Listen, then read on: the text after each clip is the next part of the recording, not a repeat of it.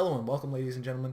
This is a screen capture, not really a screen capture, but this is actually a replay, but I'm not actually going to hit play at any point. This is so important. This is a very small snippet of information on strategy for especially Zerg, but rushes in general, of the mentality of the rush and what to think of, what to do when you're rushing. Now then, our Terran player here is Zoid, fast expanded. That's all I'm going to think of. I'm not going to look at any errors or anything like that. He fast expanded. Went for a planetary fortress at his little fast expand here, his natural. While our buddy here, Amaroq, the viewer, the submitter, went for a 7 roach rush and did very well. Canceled the planetary fortress. Killed a supply depot here because there was a double wall off, which is good against some things, I will give it that. And this barracks is now burning in the air. What do we see now? We see, from our buddy Amaroq's point of view, we see a bunker that's full of Marines, 3 supply depots, bunch of SCVs, and a command center flying back to base, while the only barracks that is visible is burning. It's also the only barracks that the Terran player has. At this point, this is the point at which things go a little bit awry, and this is where he's doing so well. I would say fall back, fall back, fall back, fall back, fall back. You're not going to push this bunker, really.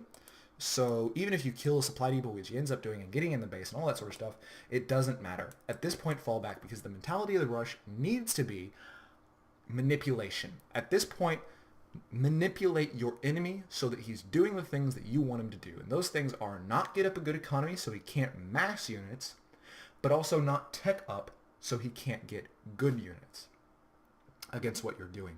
So he can't get tanks and that sort of thing. Or if he gets tanks, he can only get a few tanks.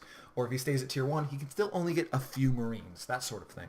While you essentially secure your position and are allowed to tech up, get a massive economy, economized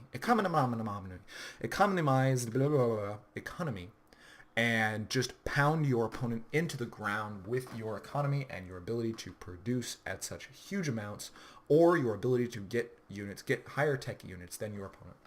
But yeah, that's just basically it. If you want to see a really, really great cast on this, go to Day 9 TV and look at his cast on Marine King Prime's Terran style versus Zerg, where the Terran, Marine King Prime, puts on really early pressure and manipulates his opponent into doing what he wants him to do, and slowly, not necessarily super slowly, but slowly just grinding his opponent into the floor, almost with just sheer willpower at that point. But yeah, this will make your game so much more fun, so much, the games that you would have lost from just getting this tunnel vision of kill, kill, kill, kill, kill, you will start to win, whether they be close games or not close games.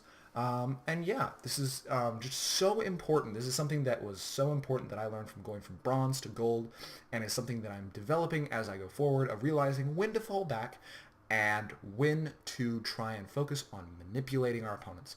So yes, thank you for sending this in, Amaroq. If you guys want to see your replays sent in, if you want to see your replays casted, please send them to MissionStarCraft@gmail.com. Any feedback you have, please post in the comments section below. Like, subscribe, share. Please help me get this out there. And if you have any other feedback that you'd like to send in via email, please feel free to send that in as well to the same email address, MissionStarCraft@gmail.com. Thank you guys so much for all the submissions. I'll be bringing out a bunch more replays tomorrow, and I'll see you guys in the next few casts. This is Flag, signing out.